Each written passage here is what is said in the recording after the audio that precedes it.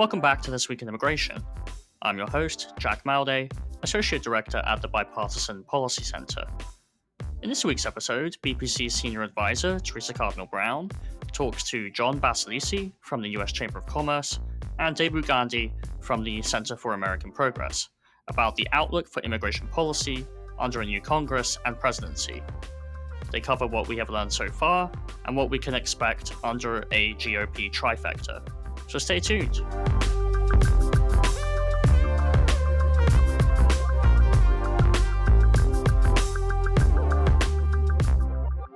Welcome back to This Week in Immigration. It's 2025 and we have a new president and a new Congress. And already we've seen a flurry of executive orders from President Trump as well as action on immigration and border security in Congress. What can we learn from what we've seen so far, and what does the GOP trifecta mean for immigration policy over the next couple of years? To take us through this, we welcome two guests with experience both inside and outside of Congress. First, we welcome Jon Baselice, the Vice President of Immigration Policy at the U.S. Chamber of Commerce. At the Chamber, Jon works with member companies to form policy positions and advocates for sensible immigration policies before Congress and the executive branch agencies. Prior to joining the Chamber, Jon served as an advisor to Senator Marco Rubio during his involvement with the Gang of Eight and his push for comprehensive immigration reform in the 113th Congress. So welcome back to the podcast, Jon. Thank you, Theresa. Next, we welcome Debu Gandhi, who is a Senior Director of Immigration Policy at the Center for American Progress Action, where he leads the organization's efforts to reform our immigration system. Before joining CAP Action, Debu served as Chief Counsel for Immigration for the U.S. Senate Judiciary Committee, providing guidance to Senate Majority Whip and Judiciary Committee Chair Dick Durbin and the Democratic Caucus on immigration law, legislative strategy, vote recommendations, and messaging. So welcome to the podcast, Debu. Thanks, Theresa. Great to be here with you and Jon this afternoon. So Trump's first day included many executive orders and proclamations relating to immigration. So I'm not going to ask you to go through all of them, but let me ask each of you, what were the ones that stuck out most to you? And was there anything that kind of surprised you that you think may be under the radar in this first batch? And I'll start with you, Debu. Thanks, Theresa. I think what did stand out to me was the weak legal basis for some of the executive orders. We saw that, for example, with the birthright citizenship executive order. A president can't just will the Constitution out of existence with the stroke of a pen. And I see that has minutes ago already been blocked in a federal court. A lot of the other things that we were certainly expecting to see, the mass deportation plans, to the extent that those are achievable and will be operationalized, is going to depend on Congress. It's going to depend on whether the courts and the American people will allow the president to really stretch the law, use his presidential authorities far beyond the scope of what is appropriate. For example, whether his potential use of the Insurrection Act would be found to be legal. And in terms of the impact here, it's let's not forget that this plan, if actually implemented, what it would do to the economy, to local communities. It will leave crops rotting in the fields. It will shutter storefronts. It will separate families.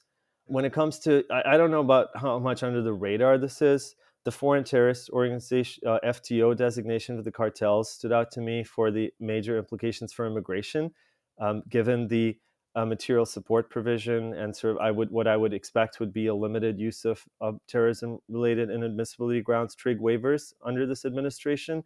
So, the extent that cartels have power and control in Mexico over all facets of migration, whether that's people going to the border, whether that's Mexicans as well as people from other countries, I think that's going to be extraordinarily significant. Yeah, let's dive into that a little bit for our listeners who may not know what the material support provisions of the Immigration Act are. Can you just talk about what that is and what it means? So under the immigration law, people who have provided material support to terrorist organizations, which are defined, are limited from immigration access to the United States. Now, recognizing that this can impact, for example, people in a war zone where you don't have a lot of control over who you are interacting with or in your day-to-day life, even as you're seeking safety, there's also inadmissibility waivers, trig waiver authority that can be used to make sure that people, particularly, for example, refugees, are not denied access to the United States because they inadvertently or were coerced to have these interactions. But this broad designation certainly has immigration implications that will be far-reaching. Yeah. So, Jon, looking through the same list of 20 or so executive actions, what did you see that stood out for you, and what do you think is coming under the radar? Well, Theresa, one, thank you for having me here. And in terms of how I've been looking at the EOs, I've been largely looking at them through the lens of what's going to impact business. And, you look at the protecting the U.S. from foreign terrorists and other national security and public safety threats, EO, as you tick down through the sections, it tasks agencies with evaluating all the visa programs to prevent foreign nation states or other hostile actors from jeopardizing U.S. interests. And yes, that's a legitimate and laudable goal. We shouldn't be allowing folks who wish to do us harm from being able to take advantage of our generosity and the ability to come here legally. But what worries me is if we're going through a massive review of every visa program, we're going to look at extended processing times, whether it's at the State Department trying to get a consular interview, or it's USCIS going through, an I-129, an I-130, an I-140, you name all the other forms you could possibly do. The Labor Department doing the same thing for temporary or permanent labor certifications. What does that do? There is a cost impact to businesses that have to use this system to meet their workforce needs. And when you talk about agricultural commodity producers, if you talk about landscapers, you talk about hospitality firms, particularly in areas of the country where there's not a huge, it's a rural area. You think of, Bemidji in Minnesota. You think of coastal Maine. You think of the panhandle of Florida and many other areas of the country where the Dells, Wisconsin. I can keep going on and on. But you think of those types of folks who need their workers in time. And it's not just those industries. Tech firms need that too. Financial services companies need that too. Having these delays, these problems, there's a cost impact to all this. So you think of their ability to timely meet their contractual obligations to their customers or their clients. There's problems there. You think about it for individuals who may have been in the country for, an extended period of time. You think of an H-1B and his or her family that had been in the country for 15, 16 years. And this is just going to add more uncertainty to those folks who need to make sure they're extending their H in a timely fashion so they can maintain the eligibility for their green card petition. All of that it's not just a matter of a problem for the company. It's also for the worker. It's the well-being of one's employees comes into all of this. So it sounds like you're looking at these and going, there's lots of potential to just sort of glom up the works of the immigration system in here. And then just the increase, it's not just, we looked at this particular order. You also think of the guaranteeing the states against protection against invasion, where, not to be snide about this, but it's like establishing your U.S. health and all. It's like now you got to come in with a clean bill of health and have proof of it. What does that entail? It's an increased compliance burden, and this is not to say that the United States should be looking to admit people who are sick and have communicable diseases. I'm not saying that at all. But in terms of what is going to be required, no company knows this right now. And it just starts the need for all right, well, what questions do we need to ask? What do we need to make sure that all of our folks who are abroad now who are coming in, and not just people who you're just hiring. These are people who may have been on your payroll for years now, maybe even a decade or so. If they're coming back and forth because they went home for a wedding or they went home for a funeral, whatever it may be, now it's just, all right, well, what else is this? There's enhanced security screening. We get that. There's going to be some delays in entry here and uncertainty. It's adding more uncertainty in the adjudication process. And as you can imagine, employers across a host of industries are asking me, what does all this mean? And it's don't know yet. We don't know yet, but it's clearly that more is needed. Yeah. And the other thing that I look at all of this is just, you put all these little things together into a broader picture for any American business. And you say this well, what do I make of this? Well, you're going to have some additional challenges when it comes to talent acquisition and retention, because it's not as if the past 4 years were easy on legal immigrants in some form or fashion.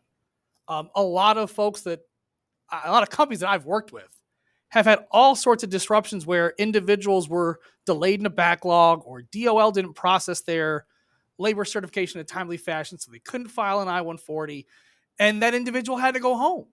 And this causes a lot of disruptions. And the administrative costs that entails, the need for companies to try to find new workers to meet these workforce needs, or try to allow the individual who has to go home to still stay on payroll in some form or fashion and continue to work. It's just, there's a lot of disruption that goes along.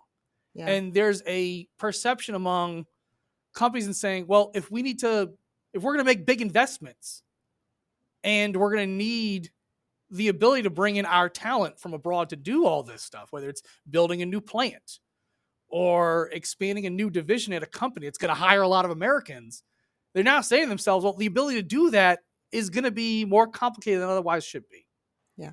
Let me ask you both, is there anything that you expected to see, something that President Trump talked about on the campaign trail or we had rumors about that wasn't part of this? I mean, 20 is a lot on day one, let's be real. But is there anything that you thought might be in there that you didn't see?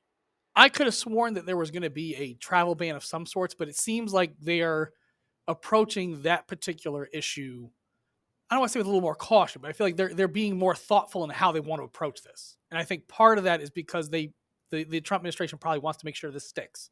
Because we can all go back 8 years and we remember there was travel ban 1, got struck down.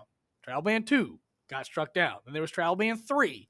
And it took a while. And if you recall, travel ban, the third iteration of that, the State Department did an exhaustive review of all the countries in the world and seeing like who wasn't complying with our requests, who wasn't sending information we requested, all of that. And I feel like they've learned their lesson, saying like, we're going to do this before we institute some sort of restrictions on travel for individuals from certain parts of the world.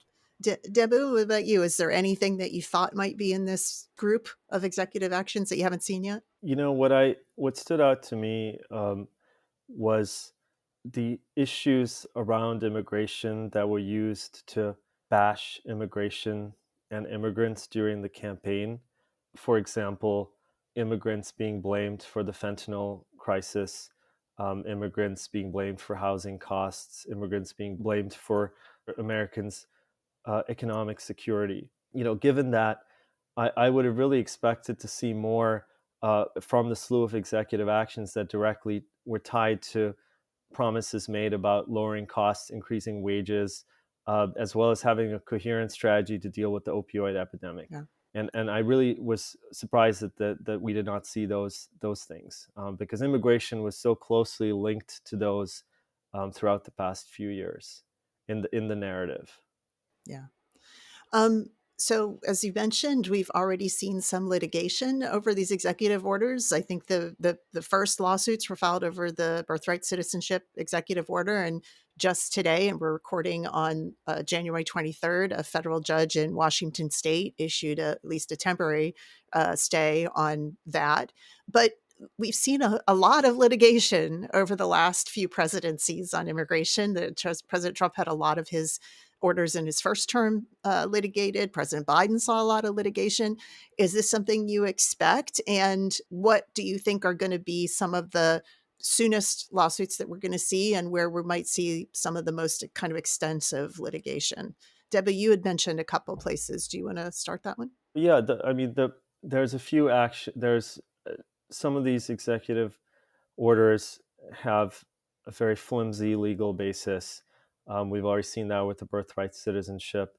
I think we would likely see some litigation around the grant conditions to so-called sanctuary jurisdictions. As you remember, under the first Trump term, there was a lot of litigation, most of which was unsuccessful at trying to restrict, unsuccessful from the then Trump administration to try to withhold public safety and community funds from jurisdictions over the issue of immigration enforcement. I think that we'll probably see some litigation around the asylum restrictions, the use of the Immigration and Nationality Act 212F authority.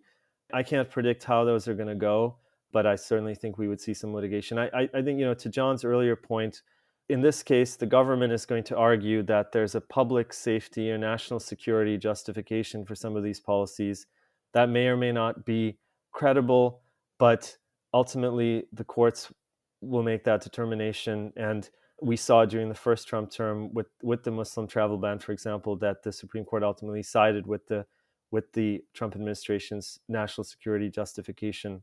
And so I wouldn't be surprised to see the courts not similarly this time give deference to the executive branch with some of these security-based calls.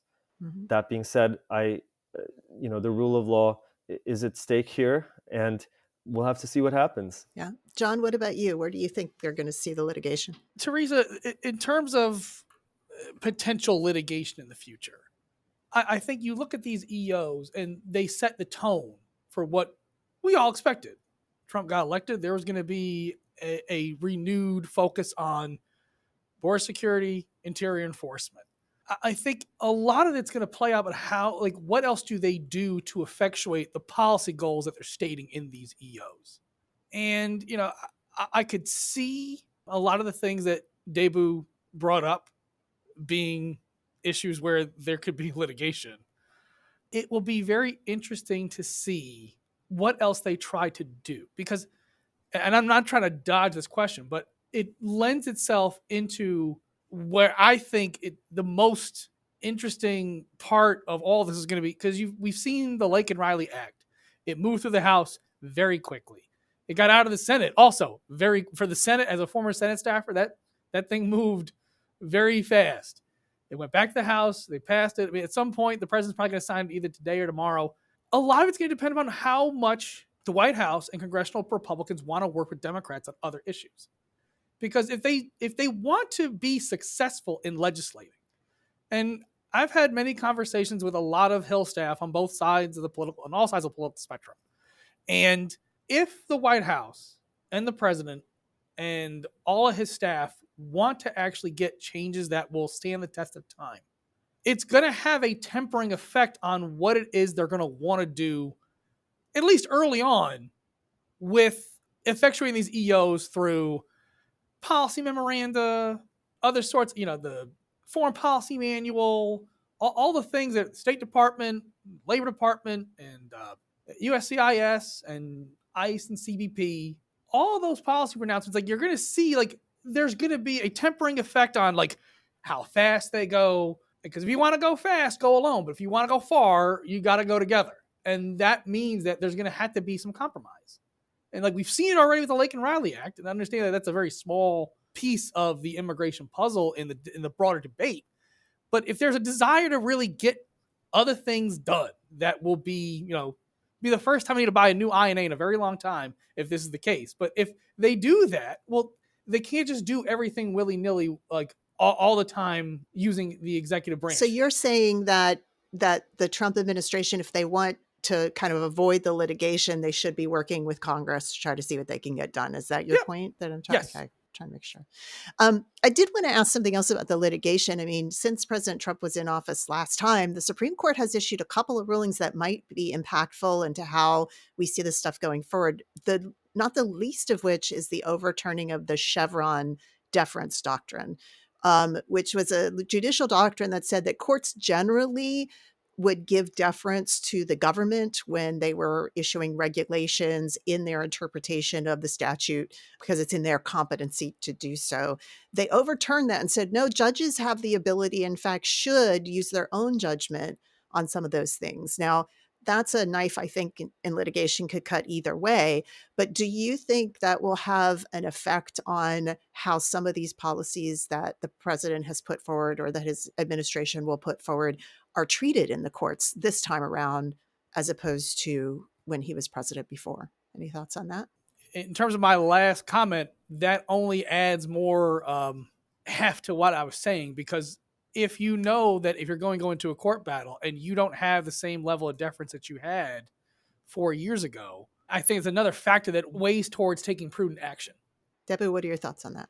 If we have consistency in judicial adjudications, the skepticism about executive interpretations of law where they have expertise should extend to assertions by in this case, a conservative president, and actions that are taken that would raise those same questions. I think there'd probably be skepticism that the same standard would be applied even to, for example, national security assessments that otherwise could just have a lot of leeway given to the executive branch, notwithstanding skepticism about executive interpretations in other areas of law. I think, though, one as a former congressional staffer, and Jon would probably agree to this point too, that I've always found it interesting how things can go wrong and things are written at the last minute, and there's always unintended consequences down the line, and the way legislation is actually written is so messy and rushed, and there's so many stakeholders, so many cooks. It's easy for Congress to not get legislation right in terms of and interpretation down the line can be challenging, and that's why and that's the whole sort of the point of giving agencies that discretion ultimately. Yeah, I'm old enough to remember when Congress actually passed things called technical corrections bills, which like, oh, when we drafted this, we didn't mean that thing. And somebody's interpreting that. Okay, let's fix that. And those were regular, but I don't think I've seen a technical corrections bill in a very long time. So Theresa, if we're being frank, the amount of legislative activity that Congress is engaged in, you go back 20, 30, 40 years, they used to do a lot more in terms of passing bills. Yeah, a lot of steep decline in the number of activity. Yeah, legislating going on. All right, let's turn to sort of what has been, at least during the campaign and certainly in the first few days, Trump's sort of signature immigration thing, and that is the idea of mass deportations.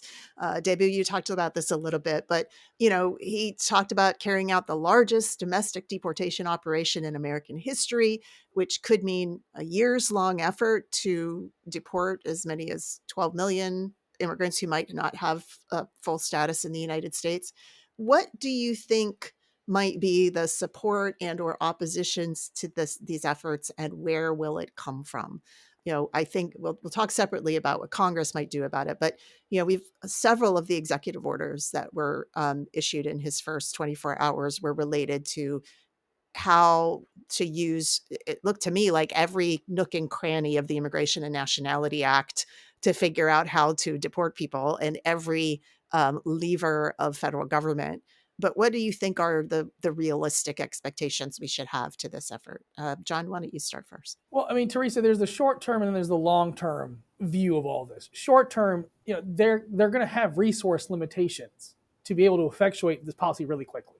And, you've seen the comments from Tom Homan, who's the border czar, saying we're going to focus on criminals. And you start to see, I think it's hit 460 plus people that they've rounded up thus far in their first few days. And look, I imagine the folks they're going after are criminals.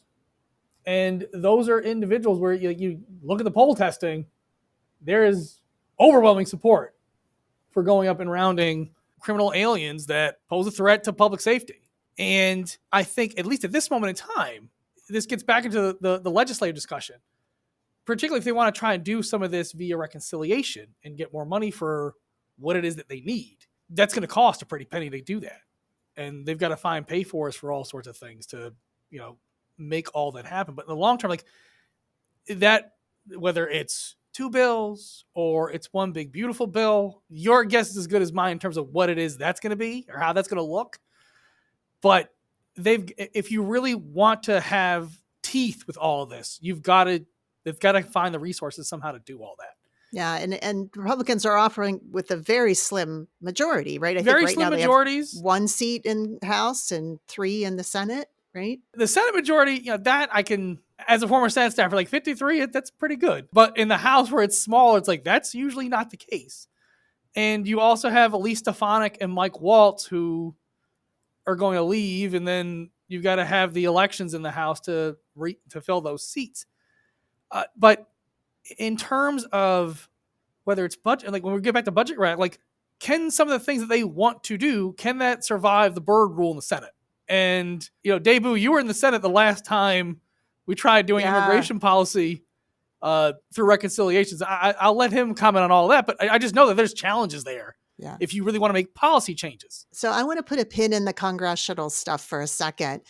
Um, Debu, I mean, one of the things that we saw in the executive orders is this effort to go after so-called sanctuary jurisdictions. And we know that when Trump was president before, they were a lot of the Democratic run cities, some others in the country that were sort of the bulwark against some of his policies. Do you see those jurisdictions also sort of being, the front line of opposition to some of this mass deportation policies? How do you think some of the things that were in the executive orders, such as withholding resources, or I think we saw a memo from the Department of Justice that they're going to look at investigating and prosecuting these jurisdictions. Do you think that will have effect on sort of the resistance to the deportation efforts? Teresa, to your question, and also going back to what Jon was saying, I think there's broad public support for the enforcement and removal of those who pose a threat.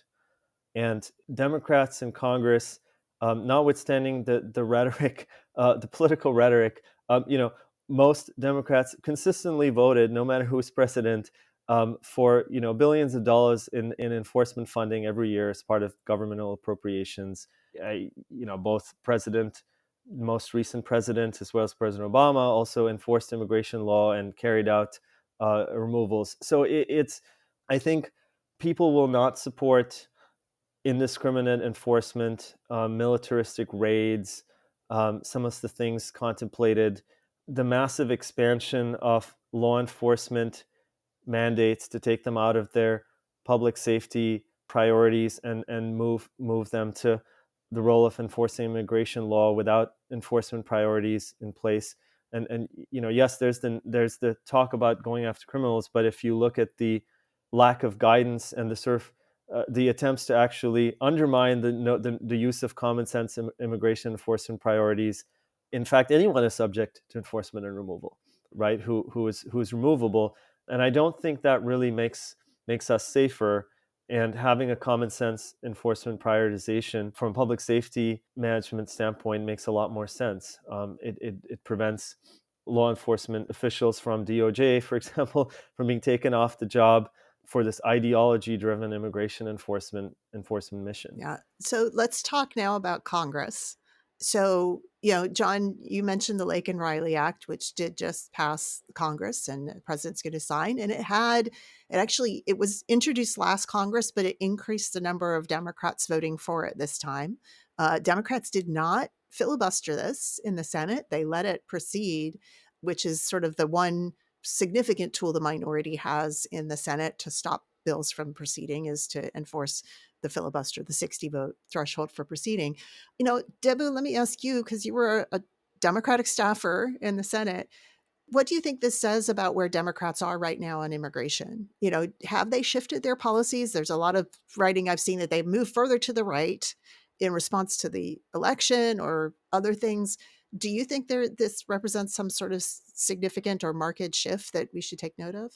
I haven't closely tracked how each member described the reasons for their votes. From what I've seen, some cited their desire to support border security and accountability for crimes. I also think that in general, it is hard to vote against bills named after victims of crimes, given the political power in naming bills after victims of crimes. I think that. I don't think that's a partisan statement thing. yeah. I think it is hard to vote against a bill named after the victim of a brutal crime. To the extent that there's kind of a reckoning on the issue of immigration, border security, and how politically potent that was. Yeah, absolutely. It was a very and it is not just limited to the United States. I think we're seeing this globally. The use of immigration for political purposes can be extraordinarily effective and hard to fight against. Yeah. So let's go back to this issue of reconciliation. So when Democrats had the trifecta at the beginning of the Biden administration, they tried to use reconciliation to enact certain immigration changes. We know that Republicans are talking about using reconciliation now to cover border security as well as other priorities they have. Debbie, let's start with you. What were the challenges that Democrats faced in doing immigration policies on reconciliation? And how do you think that will impact what the Republicans might be trying to do now? Well, in general, there's sort of the big challenge for any party trying to pursue reconciliation is the need to have unity in your party on what you want in the bill. So I think we had that. That's first challenge. Challenge number That's the one is first everybody challenge, on side. or at least enough to get the votes, right? Enough to have the votes. And that took a while to get that in place for both the reconciliation bills passed under the previous president. And then, there's the rules of reconciliation and essentially funding for government programs, agencies, operations is generally not difficult to obtain in reconciliation as long as you follow the other rules. But trying to enact major policy changes could fall afoul of those rules. And I mean, I'm not an expert on the budget side of the reconciliation. I have colleagues at CAP who've written about this and extensively. But that's a simple way of saying that if the Republicans just want to pass funding under reconciliation, that can be relatively straightforward to do if they have the votes. And but if they want to change the law, then they could fall afoul of the rules. Yeah.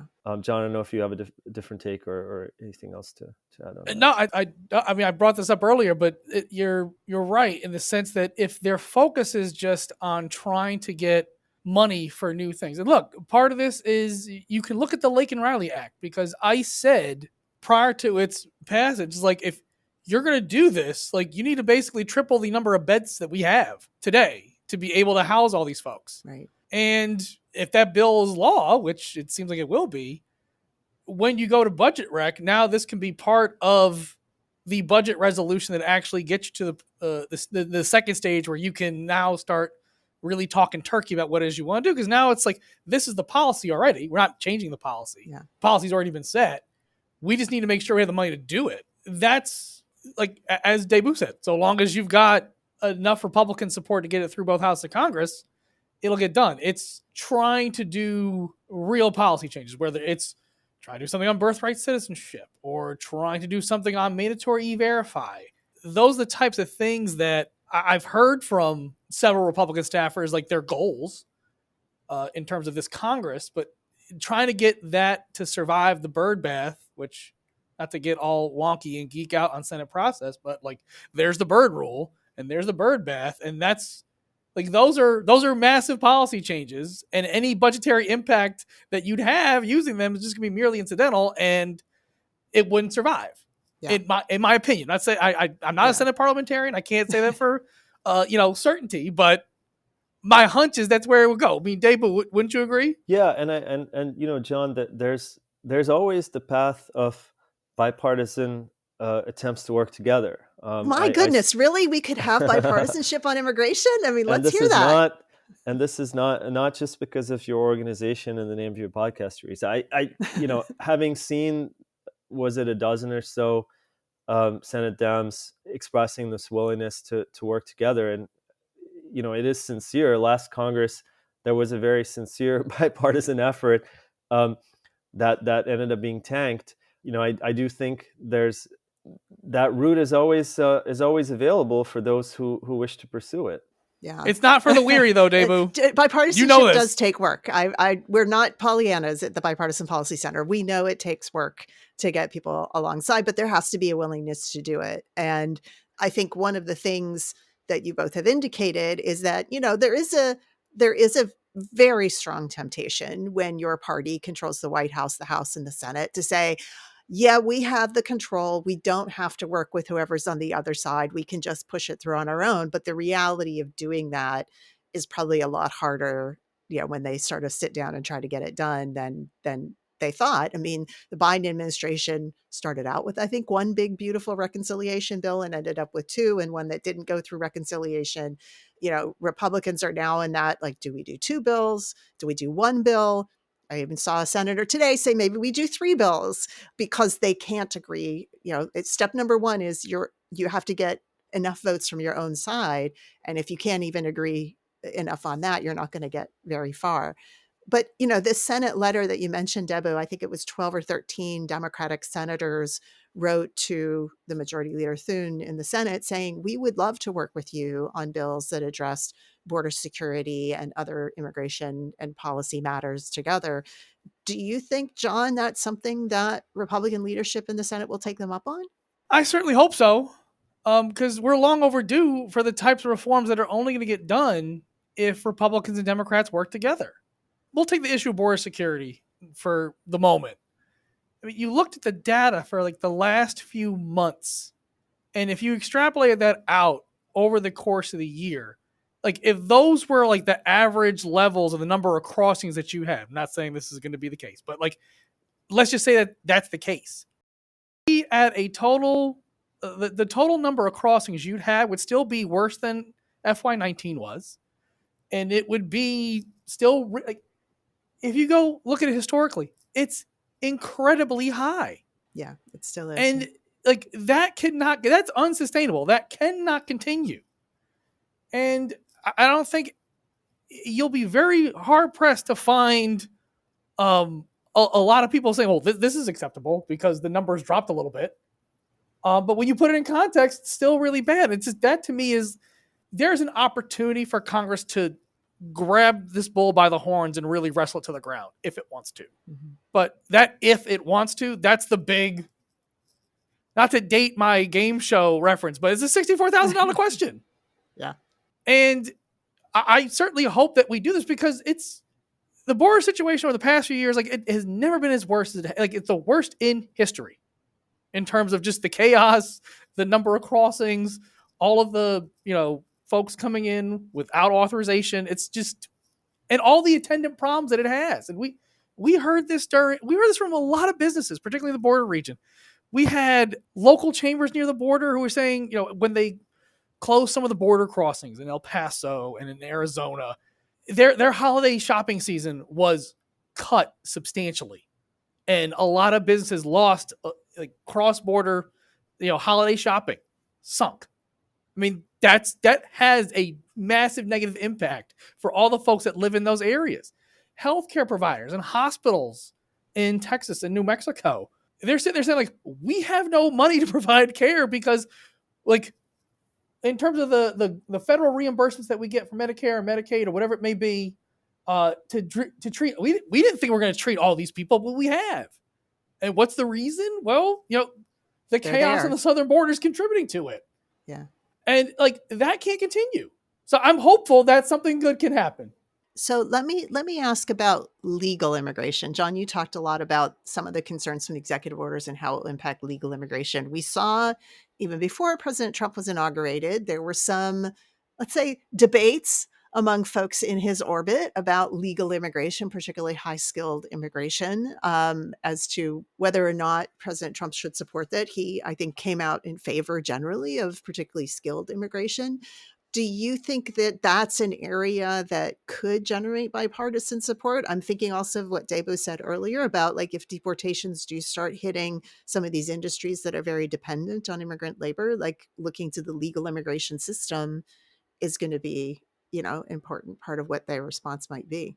Theresa, I'd be remiss if I didn't at least admit on my Christmas bingo card, I did not have a Twitter spat over H-1Bs being part of Jesus's birthday. I did not expect that to happen. But all kidding aside, if we want to be able to stay ahead of China when it comes to AI and technology, we have to be serious about what our talent needs are when it comes to tech. If we want our economy to continue to grow, we also need to be serious and clear-eyed about what our labor needs are in various blue-collar sectors of the economy, whether it's agricultural commodity production, construction, non-farm food production, healthcare, nursing homes. There's several other industries that are reliant upon whether it's seasonal labor needs or they just their labor needs aren't seasonal, but they still need immigrant workers to meet their labor needs. And you look at historically, and it just so happens this happens to happen under two Republican presidents. You can look at Eisenhower and you look at Reagan. They didn't just focus on the border. Like Eisenhower, yes, there was a massive removal operation. They also had the Bracero program where, look, there were shortcomings in the program. Not saying there weren't, but the fact that you had the government was providing access to business to meet their workforce needs with foreign nationals, the amount of unlawful entries during the Bracero program's existence was very low. And then I want to say it was either 59 or 1960 when they started picking away at it. You started to see unlawful entries creep up. And then 1964, the Bracero program sunset. You give it time, what happens? Unlawful entry spikes. The laws of supply and demand, they kind of reign supreme. And, what Congress should be looking to do is to try to couple the emphasis on resetting what it is that we want to do with national security, border security, interior enforcement, but also make sure that we have a legal immigration system that you look at relevant sections of the INA is either designed in 1952, 1965, 1986, or 1990. And some of the enforcement mechanisms were designed in 1996. No matter how you look at it, you're basically looking at an immigration that is at least 3 decades old. And, I say this all the time, but we're basically operating on, it's like if you drove a car that's 30 years old, you're going to have problems with it. We have some of us are saying, gee, we're operating on DOS instead of Windows. Yes. And here's the thing. The vast majority of the legal immigration framework, it's all pre-internet. And that's not even DOS. That's fax machines and Rolodexes, Theresa. That's true. We desperately need to have some reform in this area. So I'm hopeful that... Jon, I can tell that you are exercised about this. So I want to ask Debu about legal immigration. But also, Democrats, and particularly your former boss, have for a long time prioritized legalization programs, particularly protection of dreamers. In the face of the mass deportation and the initiatives that, the court rulings that just came down this week about the DACA program, do you think Democrats will try to sort of leverage what they can to get some of those things taken care of in the legislative process with this Congress? Theresa, having been on the Hill during the entirety of the first Trump term and being part of the bipartisan efforts that we had, several of them that were all unsuccessful, on legal immigration programs as well as legalization. I certainly think that members of Congress should try hard and to move the ball forward and improve the law and improves people's lives wherever they have the opportunity to do so. I don't, but to the points that Jon was making earlier, I'm not optimistic that the new president sees immigration or as a positive force for America. I think the entirety of the messaging and not just the messaging, but the outcomes of the executive orders are not just impacting people who are undocumented, right? They're also impacting all forms of immigration, including shutting off legal immigration, whether that's humanitarian, like the refugee program, or the use of humanitarian parole, shutting off access to ports of entry via the CBP1 app. So I think it's a vision that is very ideologically driven, that immigration is a threat to be protected against and not a resource that benefits the United States. And so I think that there's certainly, I don't think everyone in Congress or everyone or certainly every congressional Republican has that view, but unless they're willing to speak out we're not gonna have any kind of Gang of Eight 2013 moments again on the kind of like improving the current system front. I mean, I think we're going to see a lot of continued debates on the security and the enforcement side, but when it comes to actually modernizing the system, as Jon would have worked really hard to do in 2013, I don't think that we're. I'm not optimistic unless there's just a radical shift in the assessment of when immigration is so effectively used as a political weapon. What will it take to stop that from happening? It will take the American people saying, you know what, this is not okay, and I hope we get to that point. Yeah, it may take another election before we see that. Debu, Well, go ahead, Theresa, if I John. may, Debu, the only thing that I'd add, look, I'm not operating like Pollyanna with my rose-colored glasses on either. But if you really want to secure the border, you need to have an immigration system that actually meets your economic needs. Because right now you're basically having two systems that operate in tandem. You have the federal system that not always responsive to the needs of business, is very rigid, it can be very cumbersome. And then you have the other system that, let's face it, the cartels basically control. And it's cruel and it's inhumane, but it's there. And you're dealing with a lot of desperate people from all around the world. And if we're going to be clear-eyed about this, I agree. There's not going to be another S-744 negotiation in the near future. No comprehensive immigration reform? No. That I will take. That I'll bet. I'll take it to the bank, Theresa. You will bet on that. Okay. But in terms of the needs to address other targeted things, I mean, you have the president saying, "Listen, I support the H-1B program." He's talking about H-2Bs and said, I think they're great. That counts for something. Yeah. And look, I agree with you on the challenges of getting Congress to work towards that end. You and I have both. The struggle is real. We have lived it. But I think there's opportunities. I think there will be opportunities. Well, I'm going to take John's optimistic point and take that opportunity to end the conversation there. But Jon Baselice, Debu Gandhi, thank you so much for joining us on This Week in Immigration. Thank you for having me, Theresa. Thanks, Theresa.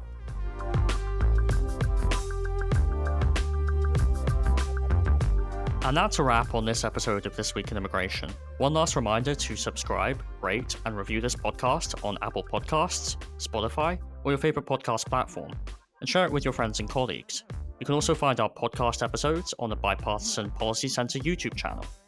You can find more information on all the issues we discuss here on the show at bipartisanpolicy.org/immigration. You can follow the Bipartisan Policy Center on the X platform at BPC_bipartisan. You can follow Theresa Cardinal Brown at BPC_TBrown, and you can follow me at Jack Malday. Send your comments and feedback to us by email to immigration@bipartisanpolicy.org. I'm Jack Malday. This Week in Immigration was created and executive produced by Theresa Cardinal Brown. This episode was written by myself and Theresa Cardinal Brown. Joshua Joe is our audio editor. The executive producer of BBC Podcasts is Lucy Manning. Talk to you next time on This Week in Immigration.